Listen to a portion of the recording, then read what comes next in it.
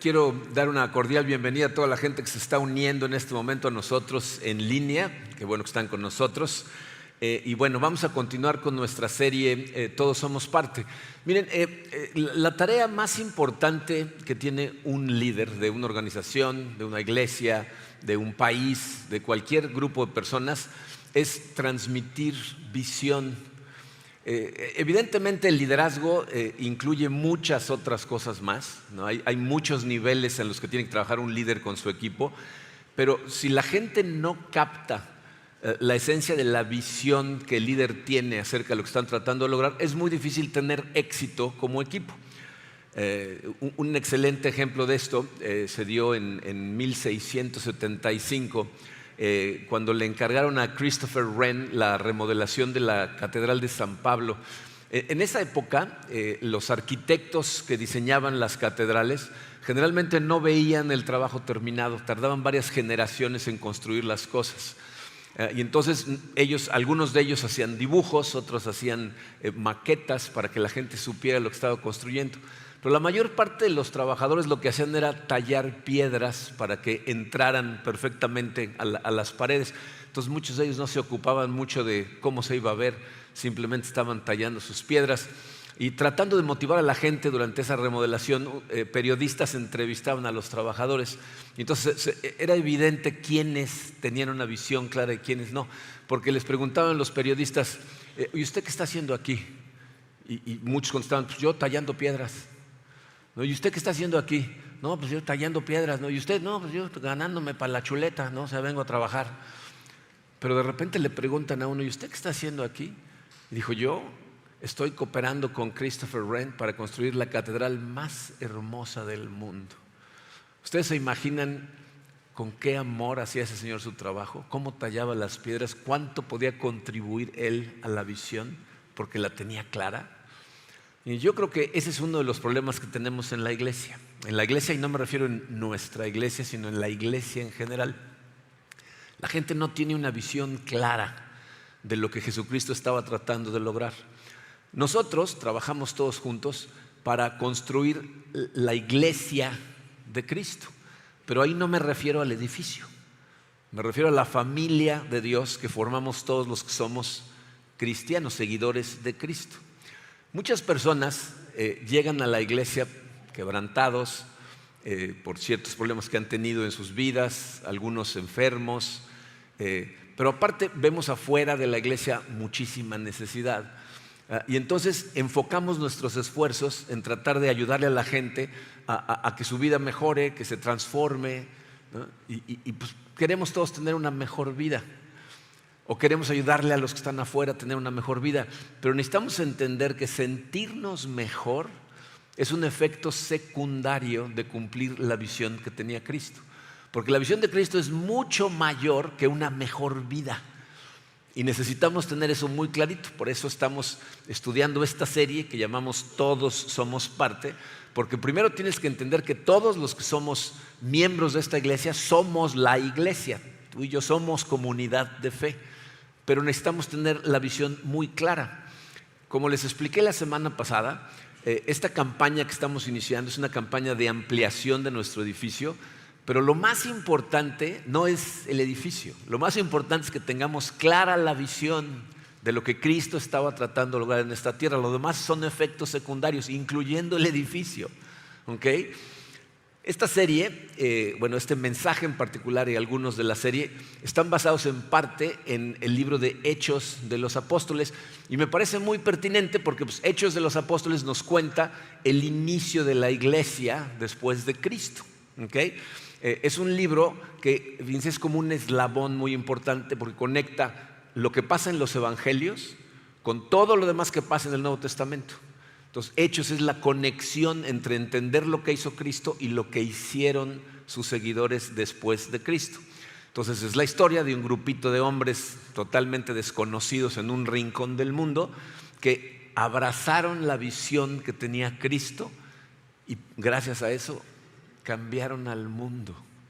Ellos fueron profundamente impactados en sus vidas porque algo dentro de ellos hizo explosión de manera que el mensaje de Cristo ¿verdad? Lo que estaba tratando de transmitirnos llegó hasta los confines de la tierra, de lo cual somos prueba nosotros, que estamos aquí al otro lado del mundo después de miles de años y seguimos estudiando las cosas que esas personas nos enseñaron porque los encargó Cristo. Entonces vamos a ponernos en manos de Dios y vamos a ver cómo nuestro llamado es a ser mucho más que espectadores. Fuimos llamados a ser testigos. Vamos a orar. Padre, te damos gracias, Señor, por tu amor. Gracias por permitirnos estar aquí un día más. Tú nos regalaste este día y necesitamos aprovecharlo para conocerte mejor, para acercarnos más a ti. Pero nos gustaría, Padre, especialmente el día de hoy, que nos ayudaras a tener muy clara la visión que transmitiste a tus seguidores, que ellos trabajaron arduamente para transmitirnos, para que nosotros estemos dispuestos a hacer exactamente lo mismo. Así es de que nos ponemos en tus manos, en el poderoso nombre de tu Hijo Jesucristo. Amén. Bien, Hechos de los Apóstoles fue escrito por un doctor que se llamaba Lucas. Lucas era el eterno compañero del apóstol Pablo. Lucas, de hecho, escribió 2 libros. Uno es el Evangelio que lleva su nombre, el Evangelio de acuerdo a Lucas, y la continuación de ese libro es Hechos de los Apóstoles. Eso significa que, fíjense, Lucas, él no conoció personalmente a Jesucristo. Lo que hizo, si leen el inicio del Evangelio de Lucas, Lucas es considerado como uno de los mejores historiadores que ha habido por el detalle en el que describe las cosas, pero aparte por su trabajo de investigación. Él se dio a la tarea de entrevistar a todos los testigos presenciales de estas cosas para poder ponerlas en orden y transmitirlos a nosotros. Y lo que revela con sus 2 libros es cuál es la clave del cambio que impactó al mundo, que cambió la vida de estas personas, los corazones de estas personas que fueron transformando al mundo alrededor hasta llegar a todos lados. Entonces vamos a analizar el inicio de este libro despacito. Vamos a empezar con Hechos 1, versículos 1 y 2. Empieza Lucas diciendo: estimado Teófilo. No tenemos idea de quién es Teófilo, ¿okay? El nombre, Teos, Dios, Filos, amigo, significa amigo de Dios. Entonces no sabemos si le está escribiendo a los amigos de Dios o si tenía un primo que se llamaba Teófilo y le está escribiendo, no tenemos idea, ¿okay? Estimado Teófilo, en mi primer libro, ahí se está refiriendo al Evangelio, de acuerdo a Lucas, dice: me refería a todo lo que Jesús comenzó a hacer y enseñar hasta el día en que fue llevado al cielo, luego de darles instrucciones por medio del Espíritu Santo a los apóstoles que había escogido. Miren, la idea que acaba de transmitir ahí Lucas es importantísima, y si no la captas, no vas a entender el propósito del libro, ni vas a entender cuál es el propósito de la iglesia, que es nuestro propósito. Dice: en mi primer libro me refería a lo que Jesús comenzó a hacer y enseñar. O sea, Jesús comenzó su trabajo, ¿verdad? Y él físicamente, y el recuento de ese trabajo está en el Evangelio. Pero luego en Hechos viene la continuación del trabajo que Jesús sigue haciendo aún hoy en la tierra. O sea, el libro, aunque se llama Hechos de los Apóstoles, bien podría llamarse los Hechos, la continuación de los Hechos de Jesucristo. En Lucas nos está explicando cómo Jesús actuó a través de su cuerpo físico, sus manos, sus pies, sus ojos, y en Hechos cómo siguió actuando, pero a través de su cuerpo espiritual, que somos nosotros, la iglesia. Tú y yo debemos de convertirnos en las manos y en los pies de Cristo, en sus ojos, en su corazón, porque la visión que Él nos transmitió era algo que era mucho más grande de lo que un solo cuerpo físico podía hacer. Por eso Jesucristo dijo cosas como estas en Juan 14:12: les aseguro que el que cree en mí también hará las obras que yo hago y aún las hará mayores, porque yo vuelvo al Padre. Jesús regresa al Padre, manda al Espíritu Santo, el Espíritu Santo invade a miles de personas y entonces el trabajo se hace pero en grande, a través de su iglesia, ¿no? Los escolares bíblicos nos explican que nosotros hemos sido llamados a terminar esta obra que Jesús inició. Ellos siempre hablan de 2 trabajos cuando hablan de Jesús: el trabajo que Jesús ya completó y el trabajo que ha quedado todavía por terminarse. El que terminó fue la redención que logró Cristo al morir en la cruz. Por eso cuando una de sus últimas frases cuando lo crucificaron fue: consumado es, no, tetelestai, pagado en su totalidad. Todo lo que Jesús necesitaba hacer para abrir esa puerta, para que nosotros pudiéramos entrar por ella, recibir vida eterna y perdón de nuestros pecados, terminado. ¿Okay? De hecho, Él hizo esta declaración en su oración antes de ser arrestado en Juan 17:4. yo te he glorificado en la tierra y he llevado a cabo la obra que me encomendaste. Jesús hizo la chamba que Dios lo mandó a hacer. Pero hay un trabajo que sigue sin completarse. Antes de ascender al cielo, en Mateo 28, cuando nos da la gran comisión, nos dijo: por lo tanto, vayan y hagan discípulos de todas las naciones. Ese es el trabajo que falta por completarse. ¿Y saben qué va a pasar cuando se complete? Jesús va a regresar. Cuando se complete, cuando la última persona que va a creer crea, en ese momento Jesucristo va a regresar a reclamar lo que es suyo, lo que Él pagó con su vida, compró con su vida para llevárselo con Él. ¿Okay? Evidentemente sus seguidores entendieron el llamado de completar su obra, porque estas personas estuvieron dispuestos a sacrificarlo todo con tal de llevar ese mensaje a todos lados del mundo. Pero les voy a decir cuál es nuestro problema. Muchos de nosotros, cuando entendemos que el llamado que nos está dando Jesús, a nosotros en particular, es a completar su obra maestra, como conocemos nuestro corazón, sabemos lo que hay en nuestro pasado, sabemos quiénes somos, decimos: ¿yo? O sea, ¿yo tengo que completar la obra maestra de Jesucristo? ¿Esa es mi chamba? No, y les voy a decir cómo se nos figura que es esto. Imagínense que pudiéramos viajar en el tiempo, que tuvieras una máquina del tiempo y pudieras viajar y presenciar cualquier hecho histórico, ¿no? Imagínate que nos apareciéramos en el momento en que Leonardo da Vinci estaba por terminar su pintura, yo creo que es la pintura más famosa en el mundo, por lo menos la más visitada, que es la Mona Lisa, ¿no? La Gioconda. Imagínate que apareces y te das cuenta que ya terminó todo lo que hay alrededor de la Gioconda, ya pintó su pelo, ya pintó su cuerpo y lo único que le falta es la cara. No falta por terminar esa mirada y esa sonrisa misteriosa que nadie entiende de qué se estaba riendo la Gioconda, ¿no? Pero imagínate que estás viendo y está por empezar la cara cuando de repente se da cuenta que estás tú ahí y entonces te ve y te dice: ten, termina tú. Y tú dices: ¿yo? ¿Te imaginas que te pasara el pincel a ti? ¿Qué harías? O sea, yo no sé qué tal pintas, ¿no? Pero en mi caso hubiera sido, no, o sea, no sé dibujar, no sé pintar, ¿no? Y muchas veces eso es lo que sentimos. Como que Jesucristo hizo un trabajo increíble al morir en la cruz y completar todo eso, y nos dice: ahora les va. Y tú dices: pero ¿cómo yo, no? ¿Cómo lo podemos hacer nosotros? Bueno, si tú te sientes de esa manera, Lucas nos va a decir ahorita por qué esas cosas son posibles, ¿no? Lo vamos a ir desenrollando. Vamos a continuar. Versículo 3. Dice: después de padecer la muerte, o sea, se murió, se les presentó dándoles muchas pruebas convincentes de que estaba vivo. Durante 40 días se les apareció y les habló acerca del reino de Dios. Una vez, mientras comía con ellos, les ordenó. Me voy a detener ahí un momentito porque miren, este pasaje que vamos a leer es crucial. O sea, aquí Lucas está hablando de nuestra creencia más importante, que es la resurrección de Cristo. Este es el fundamento sobre el cual tiene que estar cimentada tu fe si es que quieres hacer el trabajo que Jesús quiere que completes. Lucas quiere asegurarse de que escuches esto clarito: Jesús está vivo. Hoy, en este momento, Jesús está vivo. Miren, durante muchos siglos, desde siempre, ha habido gente escéptica que no quiere creer en la resurrección. Y entonces normalmente lo que ellos dicen es que es una de dos cosas.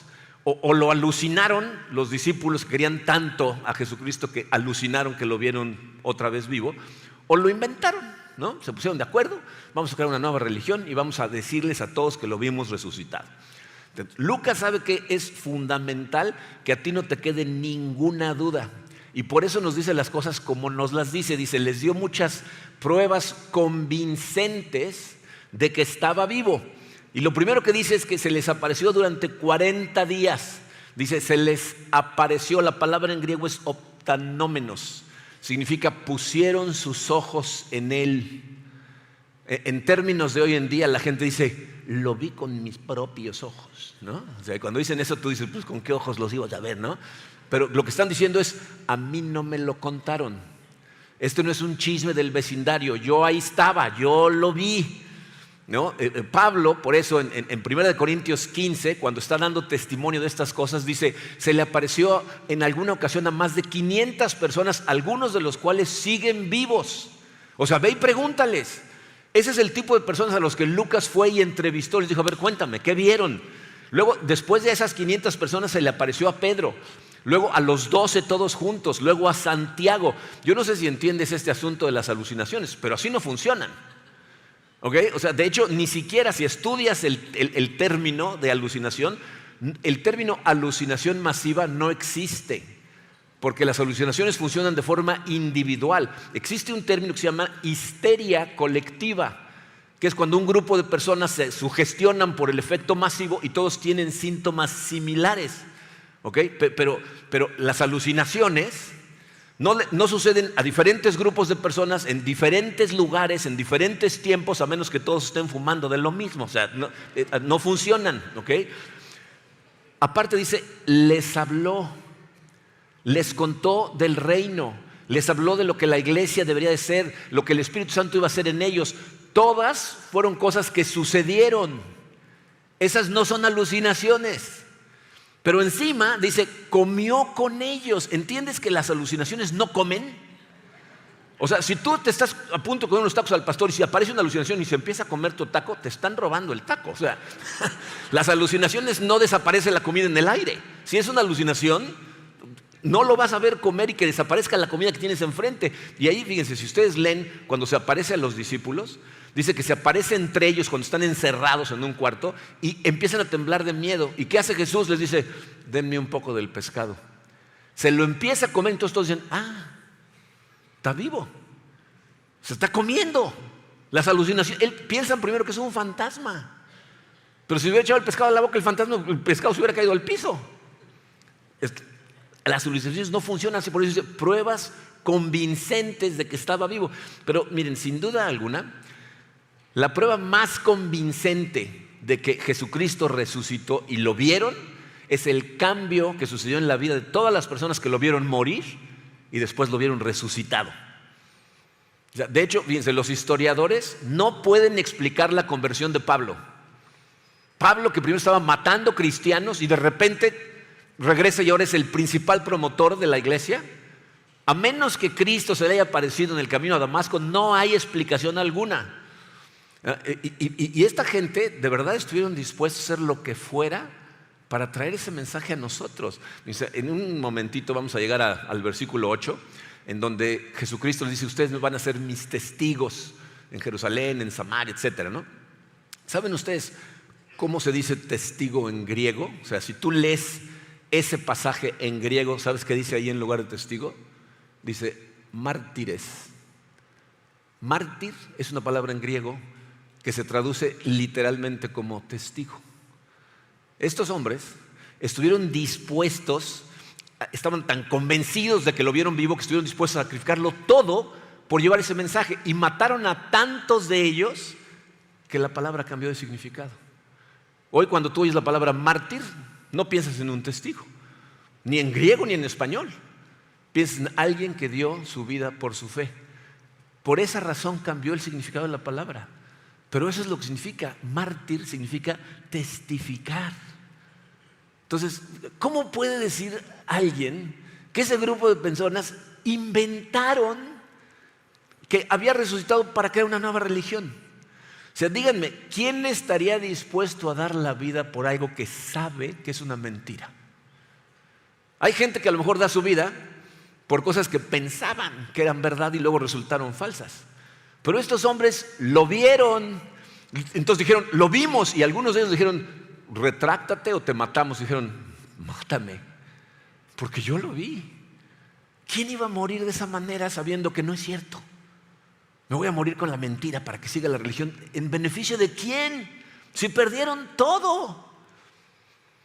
Por eso Pablo escribe cosas como la que les dice a los corintios en 1 Corintios 15, versículos 17 y 19, dice, si Cristo no ha resucitado, somos de todos los hombres los más dignos de lástima. Dice, Pablo, antes de conocer a Cristo, era una persona prominente en Jerusalén, ¿no? Él, judío de nacimiento, ¿no? de la secta más elitista que había en Jerusalén, que eran los fariseos, con un futuro brillante, pero en el momento en que tiene un encuentro con Jesucristo y lo empieza a seguir, está dispuesto a sacrificarlo todo y pierde todo, Pierde su reputación, pierde todas sus pertenencias, perdió la vida.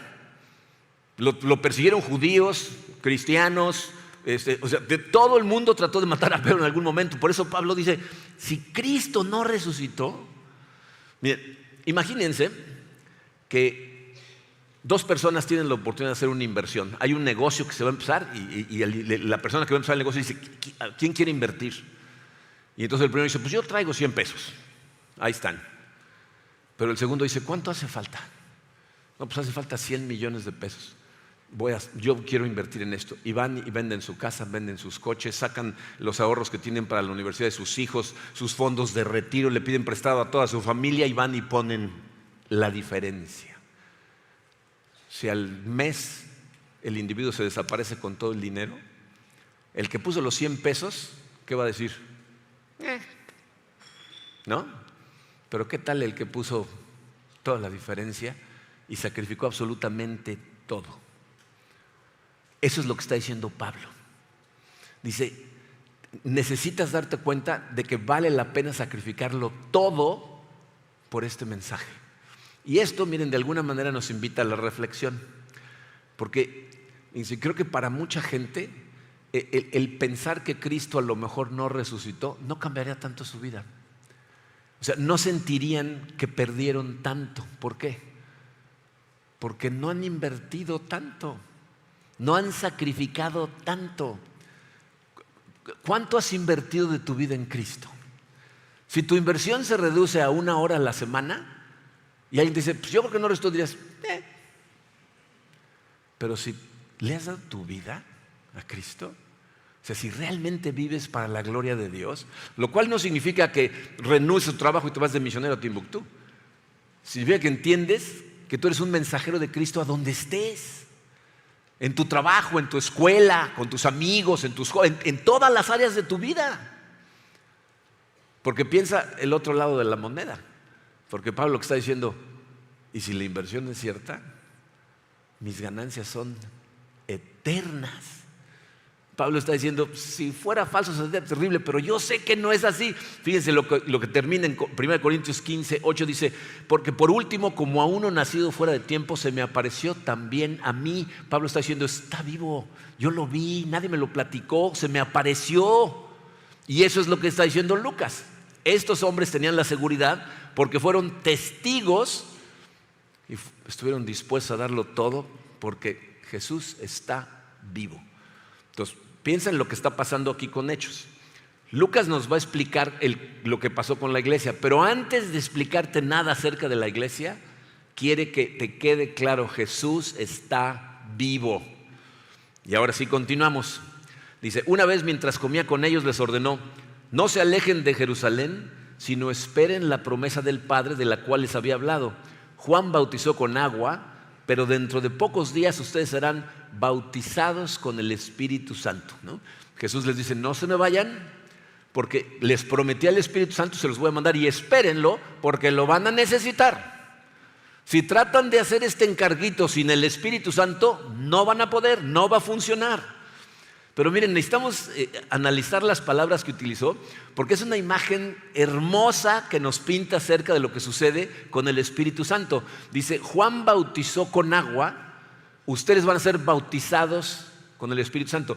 La palabra bautizo, el problema, como se los he dicho muchas veces, es que no la tradujimos. Baptizo es una palabra en griego que significa sumergir. Entonces fíjense lo que nos dijo, Juan los sumergió en agua. Pero en unos días Dios los va a sumergir en el Espíritu Santo. Van a estar inmersos en el Espíritu Santo. Bien, cuando Karina y yo nos bautizamos en la playa. La iglesia se reunía en lo que era el hotel, creo que era el Holiday Inn en Punta Cancún. Y entonces vimos el mar la semana anterior y el mar estaba tranquilo. Dijimos, aquí, ¿no? Y el domingo siguiente, no es cierto, el sábado siguiente llegamos y toda una ceremonia con el pastor y nos asomamos al mar y el mar estaba bravísimo. Yo bajé y me bauticé yo primero y cuando bajó Karina, bueno, llegó una ola y se los llevó a los dos. Alex, que estaba chiquito, volteó y me dijo, qué bueno que ya había aceptado a Cristo mi mamá, porque no sé. Porque quién sabe si salgan de ahí, ¿no? ¿no? Bueno, esa imagen, imagínate, Dios te está diciendo, te voy a mandar una ola con el Espíritu Santo y ¡pua!, te va a revolcar. Vas a estar sumergido en el Espíritu Santo. Esa es la imagen. Vamos a estar inmersos en Él. ¿Ok? Luego, bueno, lo que sigue es algo que es típico de la naturaleza humana. El versículo 6 dice: entonces los que estaban reunidos con Él le preguntaron: Señor, ¿es ahora cuando vas a restablecer el reino de Israel? ¿Se acuerdan que los judíos pensaban que el Mesías iba a venir, iba a derrocar a Roma, iba a regresar a Israel a ser una superpotencia, iban a reinar todos? Entonces lo que le están diciendo es: ¿y nos vas a dar un puestito en el gobierno? Pero Jesucristo les va a decir: ¿por qué se están preocupando con estas cosas? ¿No? Fíjense, en el versículo 7 les contesta: no les toca a ustedes conocer la hora ni el momento determinados por la autoridad misma del Padre, les contestó Jesús. O sea, Jesús dice: eso no les concierne. Deja de estarte preocupando por cuándo regresa Jesucristo. Hay mucha gente que todo el tiempo está estudiando a ver si llega la semana que entra. Va a llegar por sorpresa. La Biblia dice que como un ratero, no te avisa, a medianoche, de repente. Entonces, en lugar de estar preocupado por leer las cosas, esto es lo que sí debería de preocuparnos. Continúa Jesús: pero cuando venga el Espíritu Santo sobre ustedes, o sea, cuando los revuelque el Espíritu Santo, recibirán poder y serán mis testigos, tanto en Jerusalén como en toda Judea y Samaria y hasta los confines de la tierra. Jesús dice: quiero que vayan y sean mis testigos en todo el mundo. Jesús no nos mandó a ser sus abogados defensores. Hay gente que piensa que tiene que ser el abogado defensor de Jesucristo para convencer a la gente. Tampoco nos mandó a ser sus representantes de relaciones públicas. La gente quiere arreglar la imagen de Jesús para que se vea más atractivo para la gente. Y dice: no. Yo lo que quiero es que vayas y le cuentes a la gente qué pasó en tu vida. Cuéntales qué pasó con tu matrimonio, qué pasó con tus hijos, qué pasó con la manera en la que trabajas, qué pasó con todo a tu alrededor. Y quiero que vayas y les cuentes y que todo el mundo sepa que todo mundo tiene el mismo acceso a ese poder.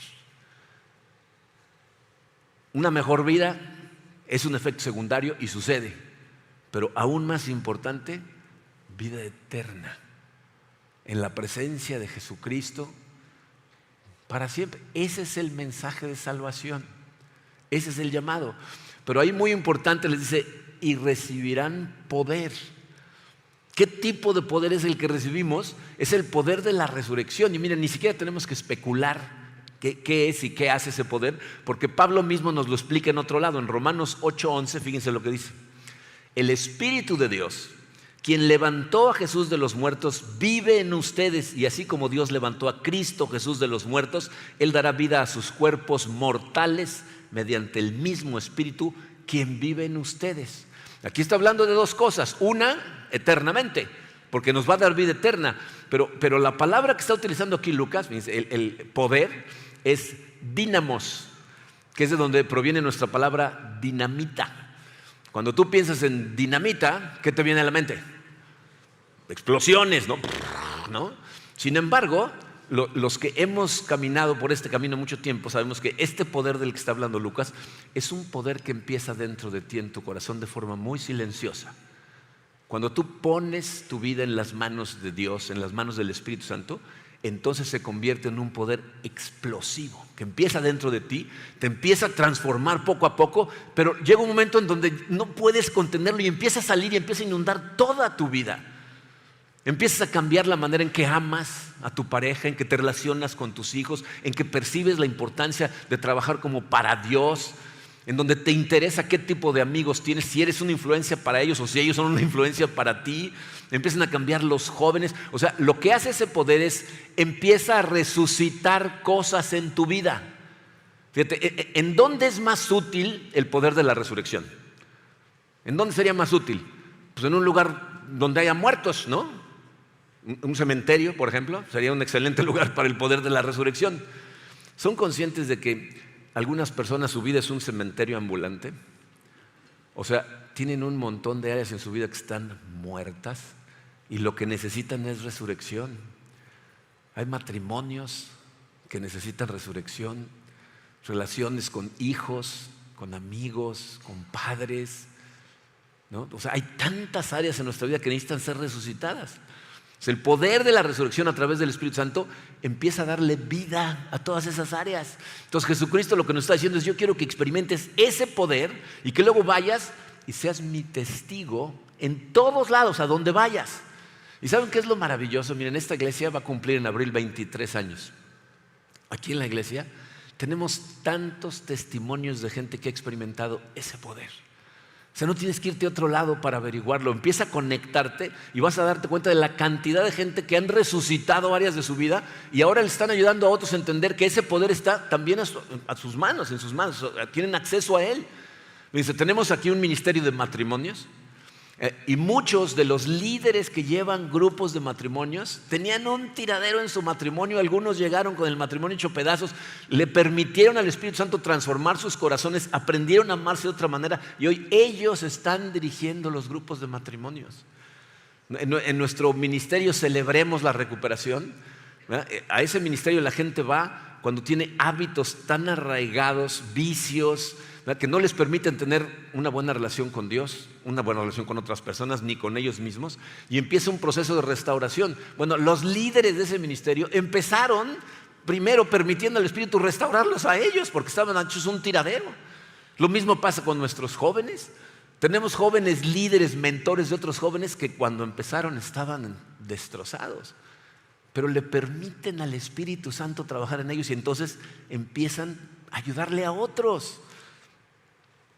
Yo sé que si en este momento tú estás enfrentando uno de esos momentos oscuros, una crisis, tienes un tiradero en tu vida, a lo mejor te preguntas, pues ¿cómo le hacen? Porque yo la verdad vengo intentándolo desde hace mucho tiempo y no funciona, y si no lo puedo hacer en mí, ¿cómo le voy a ayudar a otros yo? Necesitas escuchar clarito, no lo hacemos nosotros. No soy yo, no es Emilio, no son los líderes de jóvenes, no son los líderes de Celebremos, no son los líderes de matrimonios. Es el Espíritu Santo cuando le cedes tu vida y le dices, dirige tú. Ya me cansé de dirigirla yo. Quiero creerte en todo, quiero obedecerte en todo. Por favor, dirígeme. Miren, para regresar a la analogía con la que empecé de la Mona Lisa, imagínate que literalmente Leonardo te pusiera el pincel en la mano y te dijera, termina tú, y te empujara. Y entonces tú voltearas y le dijeras, oye, esto va a ser un fracaso si lo hago yo. Y él te dijera, tú agarra el pincel y pone su mano encima de la tuya. Te dice, pon tu mano blandita, pon tu brazo blandito, no lo pongas así. Ok, y él empieza a mover tu mano y empieza a pintar. Tú puedes estar pintando o puedes voltear a otro lado y decir, ¿no? Y el que te está llevando la mano es él. Así funciona Dios en tu vida. Dime, cuando termina la pintura, ¿quién la terminó? ¿Leonardo o tú? ¿En dónde empieza Leonardo y terminas tú? ¿Dónde empiezas tú y termina Leonardo? La obra maestra la hace Dios, pero tu mano está involucrada. ¿Por qué? Porque te dejas guiar, porque te pones en sus manos, porque estás dispuesto a seguirlo. Y eso es lo que transforma vidas. Esa es la historia de Hechos de los Apóstoles. Fue lo que hizo con ellos. Ellos se dejaron guiar por Dios porque creyeron en Jesús, porque lo vieron vivo y dieron su vida para que tú escucharas esto y dijeras, está vivo. Yo también tengo que hacer esto, yo también tengo que llevar este mensaje a otros. ¿Cómo te utiliza Dios? Pues depende de cómo te hizo. Cada uno tenemos dones diferentes. La cosa es que esos dones le digas, úsalos tú, Señor. Úsalos para tu gloria. Porque a eso te está llamando Dios. Jesucristo sigue trabajando hoy, pero lo está haciendo a través de su iglesia, a través de la gente que está dispuesta a ser sus manos, ser sus pies. Entonces la única pregunta que tú tienes que responder es, ¿estás listo para seguirlo? ¿Para dejarlo realmente guiar? ¿Listo para su llamado? Nos va a costar, es un sacrificio, porque hay cosas que tenemos que sacrificar. La gente dice, ¿y cuánto me va a costar? Todo. Dios no quiere una parte de tu vida, no quiere que le des un cuarto de tu corazón, quiere que le des tu corazón y te va a transformar. Y te voy a decir una cosa, te vas a enamorar tanto de Él que obedecerlo va a ser un gozo. Eso es lo que nos dice la palabra de Dios, que te vas a deleitar en obedecerle a Dios y va a ser tal transformación en tu corazón que tu mundo va a empezar a ser transformado como fue transformado el de todos esos apóstoles. Ahora, noten que en ese versículo dice, serán mis testigos en Jerusalén, en toda Judea, en Samaria y hasta los confines de la tierra. ¿En dónde empezaron ellos? ¿Qué es Jerusalén para ti? ¿Qué te queda a tiro de piedra? Se está hablando de tu ciudad. Obviamente tú no eres el encargado de evangelizar todo Cancún. Entonces, ¿qué te queda a la mano? ¿Qué te queda cerca? Miren, va a haber gente, a lo mejor alguno en esta sala, que Dios te va a llamar a que vayas a los confines de la tierra y te va a quemar tanto en el corazón que vas a ir con gusto. Pero si no te está llamando a eso, te está diciendo, en donde estés, hoy, en este momento, ahí quiero que seas mi testigo, ahí quiero que le cuentes a la gente qué estoy haciendo en tu vida. Y obviamente la pregunta es, ¿lo estás dejando hacer algo? Porque si no, ¿qué testimonio? ¿No qué les vas a contar? No, hombre, está padrísimo, voy todos los domingos, está padrísimo. ¿Qué ha resucitado en tu vida? Si lo dejas, va a resucitar montones de cosas en tu vida hasta que llegue un momento en que no lo puedas creer. Ahora, evidentemente, el trabajo que hacemos nosotros allá afuera está sustentado por el trabajo que hacemos aquí adentro, por lo que hacemos aquí los domingos, por lo que hacemos en nuestros grupos, por lo que hacemos en nuestros ministerios. Y hay una realidad que no podemos escapar, nos falta espacio. Necesitamos ampliar este asunto porque en las iglesias les voy a decir el orden en el que se acaba el espacio. Invariablemente, el primer espacio que se llena es los niños, luego los jóvenes y luego adultos ya no caben. Ya tenemos planes para las tres cosas, ¿ok? Pero el más urgente en donde ya no caben es en el área de niños. Y por eso estamos haciendo esta campaña de ampliación. Pero necesitas entender que esto es mucho más que un edificio. Lo más importante es que tengas clara la visión. La visión del proyecto, los invitamos el miércoles pasado a que vinieran a conocerla. Vinieron más de 350 personas, fue una cosa muy bonita, estamos muy emocionados. Sé que algunos de ustedes no pudieron venir. Ahorita les voy a dar información al final de cómo pueden conocer el proyecto, ¿okay? Pero la cuestión es que primero tú tienes que estar comprometido con la visión de la iglesia, con el llamado que Dios tiene para ti, porque entonces estás dispuesto a participar en lo que Él te mande. Nosotros simplemente queremos pavimentar el camino para que las siguientes generaciones sigan siendo impactadas, porque el objetivo de esto no es lo que estamos haciendo hoy. El verdadero fruto de todo esto que estamos haciendo, nosotros ni siquiera lo vamos a ver. Si hacemos las cosas correctamente, esto va a tener un impacto no nada más en nuestros hijos, en los hijos de sus hijos y en los hijos de sus hijos, y por generaciones hacia afuera. Ese es el llamado que tenemos como iglesia, ¿okay? Entonces, al final del día, como les digo, no es tanto acerca del edificio, sino del llamado que Dios nos ha dado. Dentro de unas semanas les vamos a platicar un poquito de forma más clara cómo pueden participar en este otro proyecto, pero por lo pronto esto es lo que les voy a pedir. Únanse a nosotros en soñar con una iglesia que impacte a Cancún. O sea, necesitas verla en tu mente. Y entonces únete en oración con nosotros para pedirle a Dios, Señor, usa a nuestra iglesia para hacer un impacto aquí en Cancún. Y siempre en tu oración dile, y úsame a mí. Yo estoy dispuesto. Trabaja a través de mí y de la manera en que tú quieras, úsame a mí. Queremos invitarlos al que quiera unirse a este esfuerzo. Durante las siguientes 5 semanas vamos a escoger tú, de acuerdo a lo que sea tu semana, un día a la semana en donde vamos a ayunar y a orar por estas cosas. Acuérdense que el ayuno, si pueden buscar nuestros mensajes acerca del ayuno, no se trata de que necesariamente no comas en todo el día, hay gente que no puede hacer eso, ¿no? Se trata de que te limites a ti mismo de cosas que estás tan acostumbrado a comer o a hacer que durante el día las extrañes. Si puedes ayunar comida, ayuna. Es una de las maneras más poderosas de causar una oración profunda. A lo mejor no puedes dejar de comer totalmente, haz un ayuno acerca de cosas que comes constantemente y que no las vas a comer. No ayunes de cosas que nunca comes, porque si no te estás engañando tú solo. Puede ser un ayuno de equipos electrónicos, de dispositivos, de lo que sea. La cuestión es que cuando te acuerdes y quieras usar eso o quieras comer eso, te acuerdes que estás ayunando con un propósito y vayas a Dios en oración. Y dile, Padre, impacta Cancún a través de nuestra iglesia y úsame a mí. Y entonces Dios va a empezar a trabajar en tu corazón y cuando les mostremos el proyecto, esto va a ser algo que en combinación con Dios tú vas a decidir cómo participas. Porque de lo que no se trata es de hacer una venta a tiempo compartido emocional. Esto tiene que ser una decisión espiritualmente analizada de cómo quieres que tú y tu familia sirvan al Señor. No se pierdan los mensajes de esta serie y acuérdense que nuestro lema de esta serie, lo que vamos a mantener en nuestra mente es: no voy a poner mi confianza en las riquezas, sino en Dios que provee en abundancia. Vamos a celebrar juntos la Cena del Señor. Preparen sus elementos y vamos a orar. Recuerden que la Cena del Señor es un recordatorio de lo que Jesucristo hizo en la cruz, y cuando la celebramos estamos declarando nuestra fe en este sacrificio. Si tú has puesto tu fe en Cristo Jesús, entonces eres bienvenido a acompañarnos en esta cena. Vamos a orar. Padre, Señor, te damos tantas gracias por haberte asegurado de que estas palabras tan maravillosas escritas por tu hijo Lucas hayan llegado hasta nosotros, Señor.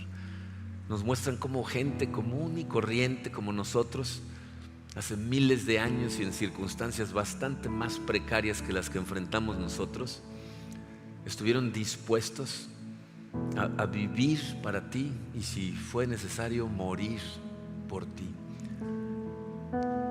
La mayoría de ellos, Señor, lo perdieron todo, pero sintieron que estaban ganando con el intercambio, porque a cambio recibieron el tesoro más grande que una persona puede recibir, que es la vida eterna en tu presencia, Señor. Y estuvieron emocionados corriendo esa carrera, llevando este mensaje de salvación hasta donde pudieron llegar. Y muchos de ellos murieron gustosos, sabiendo que en muy poquito tiempo van a estar en tu presencia. Necesitamos tener ese fuego en nuestros corazones, Señor. Muchas veces pensamos: si tan solo yo hubiera estado ahí, si yo hubiera sido testigo, a lo mejor podría correr con la misma fuerza. Recuérdanos, Padre, que estos hijos tuyos dieron la vida para que nosotros supiéramos que estás vivo. Recuérdanos en todo momento, Padre, que aquí estás, en este momento estás con nosotros y en nosotros.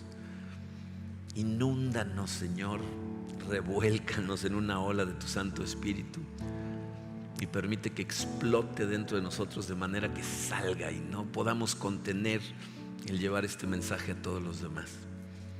Te damos gracias, Padre, porque la única razón por la que estas cosas son accesibles a nosotros el día de hoy es por el sacrificio que hiciste en la cruz. Y recordamos en este momento con amor, con agradecimiento profundo, el hecho de que voluntariamente diste tu cuerpo para comprar vida para nosotros, Señor, y lo recordamos mientras nos comemos este pan.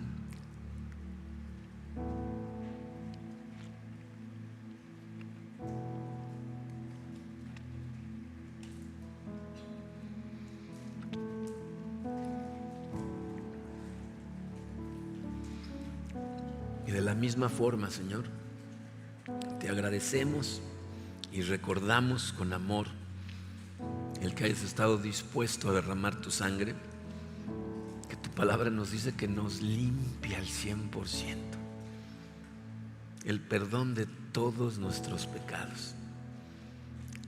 Te pedimos perdón, Señor, porque sabemos que seguimos tropezándonos, pero tú mismo nos dices en tu palabra que eres fiel, y cuando confesamos nuestros pecados, tu Señor los borras totalmente de nuestra cuenta. Gracias por derramar tu sangre, Señor. Lo recordamos con amor mientras nos tomamos este jugo.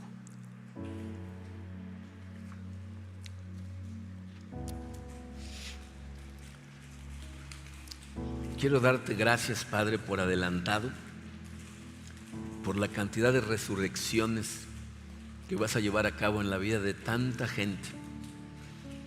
Ayúdanos a confiar realmente en ti en lugar de en las riquezas, y haz milagros increíbles en nuestra vida, Señor. Queremos entregarnos al 100% a ti y a tu plan, y declaramos, Señor, que estamos dispuestos.